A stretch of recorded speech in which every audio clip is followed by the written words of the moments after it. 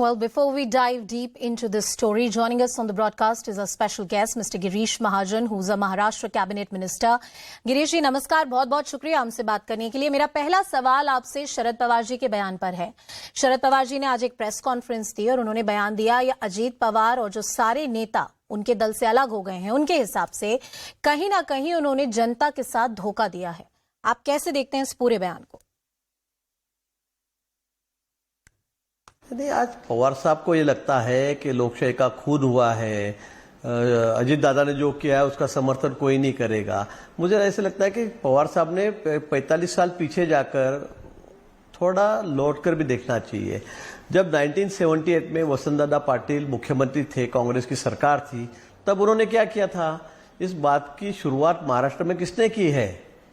जब वहां वसंतदादा मुख्यमंत्री होने के बावजूद पवार साहब अपनी पूरी टीम लेकर बाहर पड़ गए और उसके बाद में उन्होंने हमारे साथ में आके, पुलोत के साथ में आके इधर सरकार बनाई, मुख्यमंत्री बन गए, तब वो जायज था, तब उसमें कोई गलत बात नहीं थी। मुझे लगता है इस बात की शुरुआत जो है ये तो पवार साहब ने की है, इस बात की नींव जो है पवार साहब ने रखी है। आज उनको बुरा लग रहा है, आज उनको बुरा लग रहा है। तो जैसे आज उनके भतीजे बाहर पड़े, मुंडे साहब के साथ में भी उन्होंने वही किया था, धनंजय मुंडे को उनसे अलग कर दिया था, वो भी हमारे बड़े नेता थे, वो भी डिप्टी सीएम रहे थे, तो उन्होंने भी उनके साथ में वही किया था। तो मुझे लगता है पवार साहब को इतना गलत लगने जैसी बात तो यह है नहीं, क्योंकि उसकी नींव जो है पवार साहब ने शुरू से रखी है। आप जोड़ तोड़ की राजनीति की बात कर रहे हैं, कहीं ना कहीं ये कहा जा रहा है, आपके राजनीतिक प्रतिद्वंदी, आपके आलोचक ये कह रहे हैं कि बीजेपी ये जोड़ तोड़ की राजनीति इसलिए कर रही है क्योंकि कहीं ना कहीं उनको एकनाथ शिंदे में यकीन नहीं है या खुद में विश्वास नहीं है। इस आलोचना पर आपका बयान? नहीं, मैं पवार साहब के बारे में यही कहूंगा, जोड़ तोड़ की राजनीति किसने सिखाई महाराष्ट्र को?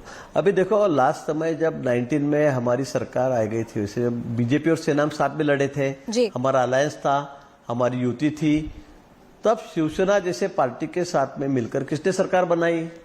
मतलब जो परसों देवेंद्र जी ने बात कही थी कि सभी बातें उन्होंने खुल के कही कि इसके बारे में, सरकार बनाने के बारे में एनसीपी हमारे साथ में कैसे जुड़ी थी, इसके बारे में 3-4 मीटिंग दिल्ली में हुई, उसमें शरद पवार साहब खुद थे, इसमें कौन से पोर्टफोलियो किसको मिलेगा उसका बंटवारा हुआ था, गार्डियन मिनिस्टर कौन सा डिस्ट्रिक्ट किसको मिलेगा इसका भी बंटवारा हुआ था, सब बातें हो गई थी।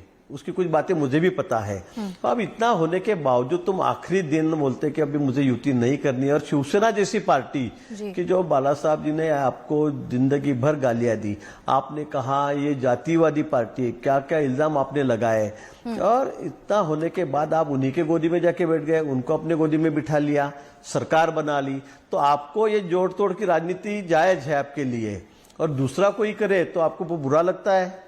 आपके घर के कोई लोग टूट गए तो आपको बुरा लगता है। आपने कितने लोगों के घर तोड़े, आज तक कितने लोगों का आपने एक दूसरे से अलग किया है, इसकी बड़ी लिस्ट बन सकती है। जो बड़े महाराष्ट्र के कद्दावर नेता है, पश्चिम महाराष्ट्र के हो, मराठवाड़ा के हो, तो इनकी बड़ी लिस्ट है, जिनकी शुरुआत पवार साहब ने की थी। आज जैसे आपने बोया है वैसे तो उगेगा, तो आज आपको इतना बुरा क्यों लग रहा है? और ये तो सही मायने में कहूं मैं, ये परिवारवाद की लड़ाई है, परिवारवाद की लड़ाई है, आप बोल रहे हैं।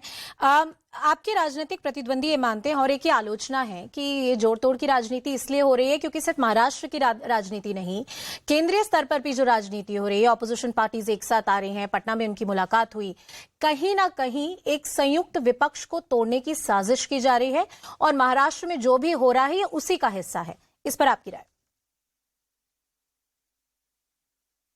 नहीं, विश्वास क्या, देखो पूरी जनता हमारे साथ में है। 2024 में लोकसभा के जब चुनाव आएंगे तब आपको दिख जाएगा कि 350 सीट बीजेपी की चुन के आने वाली। पूरा देश मोदी जी के नेतृत्व को मान्य करता है, उनका विश्वास मोदी जी के काम के ऊपर है। आज देश कहां से कहां निकल गया है, हम कहां गए, कहां से कहां निकल गए, पूरी दुनिया ये मानती है कि आज हम सुपर पावर होने के रास्ते पे चल रहे हैं, और इसलिए उनके सर्टिफिकेट की जरूरत नहीं है और डर की भी जरूरत नहीं है। लेकिन आज आपके साथ में आपके लोग ही रहने के लिए तैयार नहीं है। शिवसेना की हालत क्या हुई? आपने क्यों परिवारवाद किया?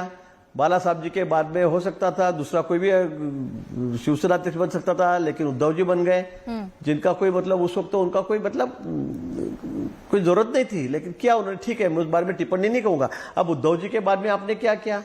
उनके लड़के को आगे कर दिया, हाँ, आज जो सीनियर नेता थे, जो माननीय बाला साहब जी के साथ में खंडे को खंदा लगा के काम कर रहे थे, तो उनको सबको हटा दिया गया और उद्धव जी का लड़का आगे आ गया। आप उनको दूसरी कतार में लाके उनके साथ में बिठा दिया, बाकी लोग बेचारे पीछे के लाइन में जाके बैठ गए। ये लोगों को आजकल ये नहीं चल रहा है, और इसीलिए जो बगावत हुई, एकनाथ जी का नाम पहले लिया गया सीएम के लिए, बाद में उद्धव जी खुद सीएम बन गए, तो ये क्या चल रहा है? ये परिवारवादी चल रहा है। अभी खुद के लड़के को उन्होंने आगे कर दिया, इसलिए शिवसेना में अनरेस्ट हो गया, सब लोग वहां से बाहर पड़ गए और शिवसेना तितर बितर हो गई। आज वही हालत पवार साहब की भी हुई है। आज जहां अजित दादा जैसा कद्दावार नेता, इतना पावरफुल नेता जो सभी लोग मानते हैं, जो एमएलए मानते हैं, एमपी मानते हैं, प्रमुख कार्यकर्ता मानते हैं, नेता मानते, तो उसके बावजूद उन्होंने भी खुद के लड़की को आगे कर दिया। ओके, उनको पार्टी का सर्वसर्व बना दिया, तो ये तो होने वाला ही है। नहीं, एक मिनट के लिए हम एनसीपी या शरद पवार की राजनीति को भूल जाते हैं। हम ये भी भूल जाते हैं कि इतिहास में क्या हुआ है। अगर मैं आपसे सिर्फ नैतिकता पर एक प्रश्न पूछूं तो बार बार ये कहा जाएगा कि ये जोड़ तोड़ की जो राजनीति है कहीं ना कहीं जन विरोधी राजनीति है और कहीं ना कहीं प्रजातंत्र में इसके लिए जगह नहीं होनी चाहिए। क्या आपको लगता है लोग इस तरह की राजनीति की किसी भी तरीके से समर्थन करेंगे?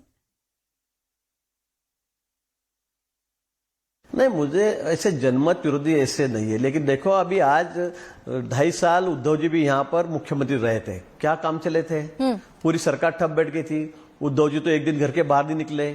कोरोना जैसा संकट हमारे ऊपर था, लोग मर रहे थे, लेकिन उद्धव जी ने घर के बाहर कदम नहीं रखा। घर के बाद मंत्रालय की सीढ़ी एक दिन नहीं चढ़े हो। सीएम होने के बाद में मैं घर में बैठ के ही काम करूंगा। अरे लोग बाहर मर रहे हैं, दवाई नहीं है, हॉस्पिटल खाली नहीं है, ऑक्सीजन नहीं है, उसके बावजूद आपने क्या किया? तो अभी आप सरकार हमारी बन चुकी है, रात दिन सीएम डीसीएम घूम रहे, सभी लोगों के सभी वर्गों के पीछे ताकत के साथ खड़े हैं, आम लोगों में रात दिन घूम रहे, 20-20 घंटे काम कर रहे हैं। मुझे लोगों को क्या चाहिए? और जो काम रुके थे डेवलपमेंट के वो भी पूरे हो रहे हैं। लोगों को डेवलपमेंट चाहिए, लोगों को काम चाहिए, लोगों को विकास चाहिए, इसीलिए सब लोग उसी के पीछे रहते हैं। जोड़ तोड़ के आगे एक पार्टी अगर पूरे मेजोरिटी में नहीं आती तो जोड़ तोड़ की राजनीति तो होगी ही ना, उसमें तो लोगों को जोड़ना ही पड़ेगा। शरद पवार जी ने जब कांग्रेस को साथ में लिया, शिवसेना को साथ में लिया तो सही था, और हमने किया तो गलत है। ये ऐसी दोहरी नीति पवार साहब की अब नहीं चलेगी, मुझे ऐसे लगता है। गिरीश जी, बहुत बहुत शुक्रिया अपना समय देने के लिए। Thank you so much for joining us on the broadcast and thank you for being a part of show this evening. Well,